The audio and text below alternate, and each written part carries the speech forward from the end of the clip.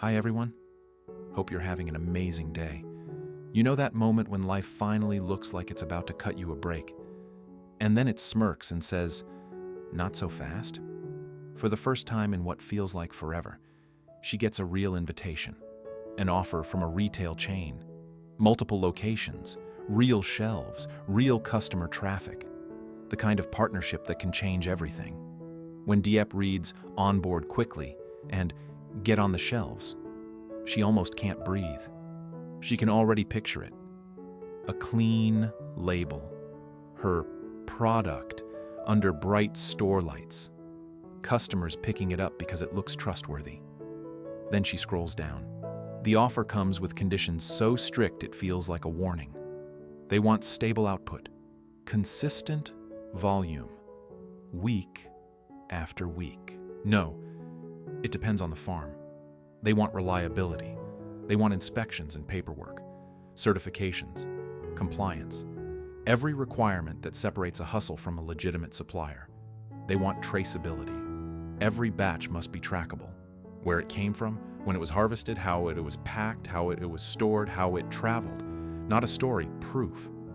And then the line that hits hardest: heavy penalties. Late delivery? Fine. Quality issue? Fine.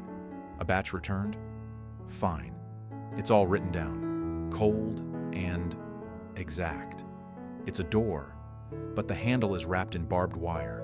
Most people would hesitate, negotiate, ask for more time. Diep sees it and thinks, this is the chance. If I let it go, I'll regret it forever. So she dives in. Overnight, her world becomes standardization. Every step gets written down. Every box gets labeled. Every temperature gets logged. Packaging becomes a process. Storage becomes a checklist. Transport becomes a schedule that can't slip. She's not just moving product anymore. She's trying to build a system strong enough for a chain that doesn't forgive mistakes. And Diep does what she always does under pressure. She pushes harder than her body can handle. Mornings start earlier, nights end later. Meals become later. Sleep becomes after this one last thing. Her eyes are always on a spreadsheet, a form, a packing line, a delivery route. James sees it and tries to help. He offers to handle logistics, checks timing, makes calls, keeps track of supplies. He tries to be the steady hand in the background, but James is trapped in his own squeeze. Work doesn't stop, bills don't pause, and home needs him too. The more Diep's workload explodes, the more he's forced to split himself in half. And neither half feels like enough. And then there's Ly. Ly doesn't care about retail chains. She cares about her mom being there. It starts small. A missed dinner, a bedtime story skipped, a quick, "Mom's busy." Diep tells herself it's temporary, just until everything is stable, just until the partnership is locked. But kids don't measure temporary the way adults do. Ly starts getting quiet, then sharp. Little comments land like stones. "Mom, are you eating at work again? Mom, do you even live here anymore? Why do you always say later?" Diep feels guilt stab deep, but she keeps moving because she's terrified that slowing down will cost her the deal. James tries to cover the gaps. Dinners, school runs, calming Ly at night, trying to keep the house from cracking while Diep holds the business together. Except the house is cracking anyway. And just when Diep starts believing she has it under control, when the labels look right, the logs are filled, the packing is clean, everything flips. A shipment gets returned. Not delayed, not questioned, returned. The reason is short and brutal: not meeting standards. Diep reads it again and again, because in her head, she did it right. She followed the steps, checked the seals, monitored temperature, documented everything. She can't find the mistake. But in this world, one returned batch doesn't stay one batch. It becomes a rumor. She's slipping. She's growing too fast. The chain rejected her goods. Talk spreads faster than facts. People who were starting to trust her suddenly look at her like she's already failing. Even her own team moves differently, quieter, nervous, and the chain turns cold. No shouting, no drama. Just distance, a short call. A warning wrapped in polite language. Address this immediately or cooperation may be paused. Paused. That word is a cliff. Diep doesn't cry. She can't. She goes into detective mode. She checks the batch numbers, replays the timeline, calls the driver, asks the packers, reviews logs. Everyone insists the same thing. We followed the process, and that's when the thought creeps in. Quiet, ugly, hard to admit. What if this wasn't an accident? Diep hates that her mind goes there, but the more she checks, the less it adds up. If her system didn't fail, something else did. Someone else did. She can't prove it. She doesn't have evidence. She has suspicion. And a returned shipment. And, right on cue, Vi appears. Not to help. Not to fight. Just to stand there at the worst moment and drop one sentence that does maximum damage. Big chains are hard to keep up with, Vi says, like it's casual. Not everyone is built for that. She doesn't need to say more. Diep feels it in her throat like she's swallowing glass. She wants to accuse Vi, to demand the truth, to explode, but she has nothing she can hold up in front of anyone. So she swallows it. And it costs her. By the time Diep gets home, she's carrying everything. The returned batch, the rumors, the chain's warning, Vi's comment, and the guilt of Nye's empty seat at dinner. James looks at her and immediately knows something is wrong. He asks, "What happened?" Diep tries to brush it off. Says, it's just a problem to solve. Just one shipment, just a bump. But James has watched how quickly a bump can become a disaster. And he's tired. Tired of seeing Diep burn herself down. Tired of watching Nye drift away from her mother. So, he says the sentence, Diep can't handle right now. We should pause, James says. Just for a bit. Protect the family first. To James, it's a lifeline. To Diep, it sounds like surrender at the edge of a breakthrough. Because if she pauses now, the chain moves on. The rumors win. Their hard work collapses. And in Diep's mind, this is the only door that has opened in forever. If she lets it close, she'll never forgive herself. So the argument doesn't explode. It sinks. Their voices stay low, but every word is heavy.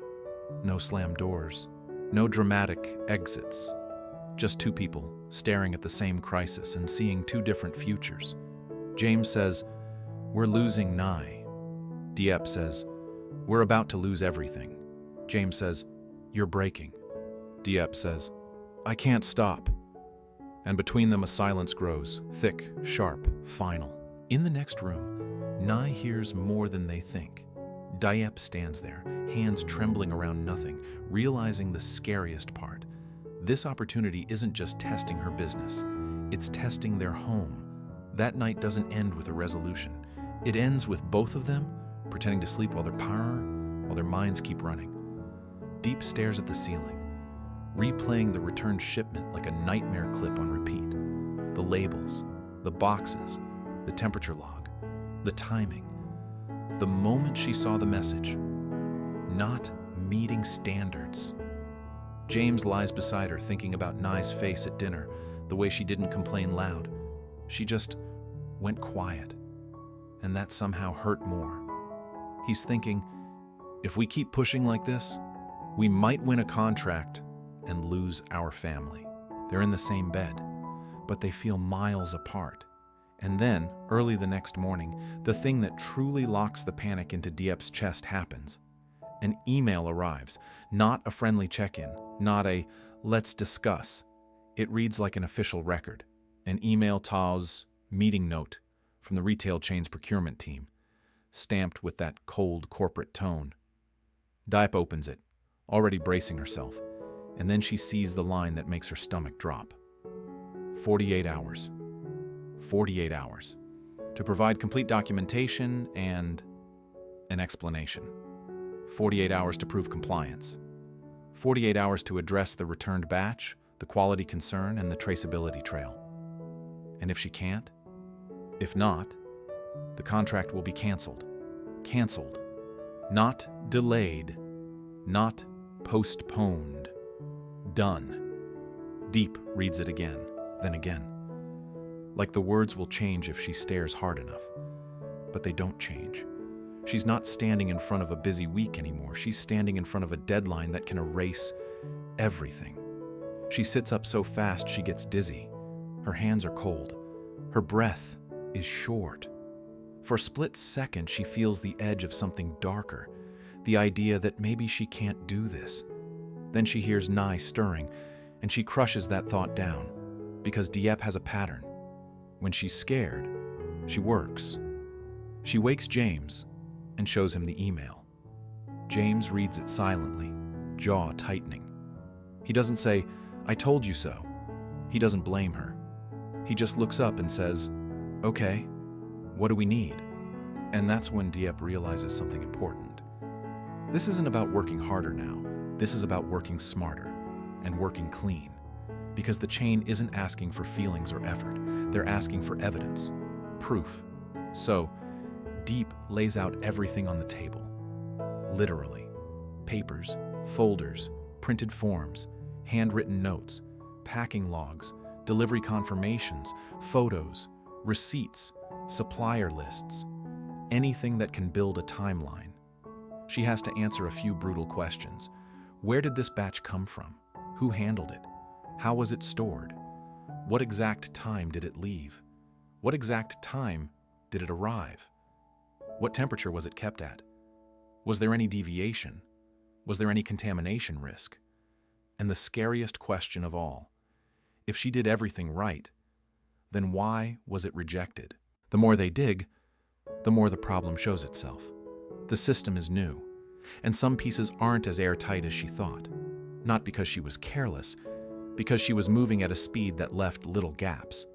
A missing signature here, a photo not taken there, a stamp that should have been official but wasn't.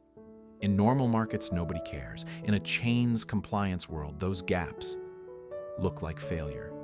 Diep feels anger rise at the chain, at the unfairness, at the fact that she's being judged by paperwork when she knows the product itself is good. But she swallows it again, because rage doesn't fix forms. James starts organizing the chaos. He labels folders, sorts documents by date, builds a clear sequence. Farm to packing, to storage, to transport to delivery. He's calm in a way Diep can't be right now, and Diep hates it and needs it at the same time. While they're doing that, Ly walks in, hair messy, eyes sleepy. She sees the table covered in paper and the tension in the room, and she knows this isn't normal. "Are you going to work again?" she asks. Diep's heart clenches. She tries to smile and says, "Just for a little bit. Mommy needs to finish something." Ly looks at her like she's tired of that answer, and she doesn't yell. She doesn't cry. She just says, quietly, "You always have something." And then she walks away. That line hits harder than any contract threat. Diep turns to James like she's about to break. But James has his own breaking point too. He rubs his face, and for a moment, he looks older than he is. Diep whispers, "I'm trying." James nods, but his voice is tight when he replies, "I know, but trying isn't the same as being here." Silence again. This time, Diep doesn't argue. She can't, because she knows he's right, and she also knows that if she fails this deadline, everything they sacrificed will be for nothing. So she does what she does best. She commits to the mission. They call the farms, they request updated documents, they ask for certificates, batch codes, harvest dates. They chase signatures like they're chasing oxygen. Diep drafts a response to the chain, carefully, professionally, like someone who belongs in this world. She explains what happened, what they checked, how they handled the process. But even as she writes, her mind keeps circling back to the same suspicion. What if someone sabotaged them? Because there's still something that doesn't make sense. The rejection is based on not meeting standards, but the reports are vague. No clear photo, no specific defect listed, just not acceptable. That's not how Diep expected this to work. In her gut, she can feel a shadow moving behind the scenes. And the worst part is, suspicion without proof is dangerous. If she tells the chain, someone is trying to ruin me, they'll see her as unstable, paranoid, not a reliable partner. If she says nothing and sabotage is real, it could happen again. So Diep starts looking for something concrete. Anything. She checks the returned boxes. She examines seals and tape. She reviews packing footage if they have it. She calls the driver again, asks about stops, delays, whether anyone touched the shipment. The driver says no. The route was normal. The timing was fine. It's like the problem disappears when you chase it, and that makes it feel even more suspicious. Then, midday, her phone buzzes again. A message from someone she didn't expect, someone connected to the logistics chain, not close enough to be involved, but close enough to hear things. It's short, cryptic. I heard someone complained about your batch before it even arrived. Be careful. Diep's blood turns cold. Before it even arrived. How would someone know? How would they complain before seeing the product? Unless the complaint wasn't about the product. Unless the goal wasn't quality control. Unless the goal was to stop her from getting on the shelves. Diep shows James the message. James reads it and immediately looks around the room like the walls might be listening. "This is serious," he says. Diep nods. Her voice is barely there. "I know." Now the clock feels louder, the deadline feels closer, the stakes feel heavier. Because if the chain cancels, it's not just a lost opportunity. It's a public failure. It's a confirmation to every whisper that Diep isn't ready. And worse, it could drag James and Ly down with her. Diep keeps assembling the evidence pack. She prepares attachments, traceability charts, temperature logs, supplier documents, corrective action notes, revised checklists. She writes a formal explanation and includes what she can prove, that the process was followed, that the team took immediate action, that they are tightening controls. But she does not mention sabotage. Not yet. Because she still doesn't have the one thing she needs. Something undeniable. A name. A recorded action. A link. And then, as the day fades into evening, Vi appears again like a bad omen with perfect timing. It's not a dramatic confrontation in the street. It's not a screaming match. It's worse. It's Vi showing up at a place where Diep has to keep her composure, near a supplier, near a contact, where people are watching. Vi smiles that kind of smile that looks friendly to outsiders and poisonous to the person receiving it. "Wow," Vi says. "Retail chains are strict, huh?" Diep's hands clench. She forces her voice to stay steady. "What do you want?" Vi tilts her head like she's amused. "Nothing. I just heard things." Diep's stomach twists.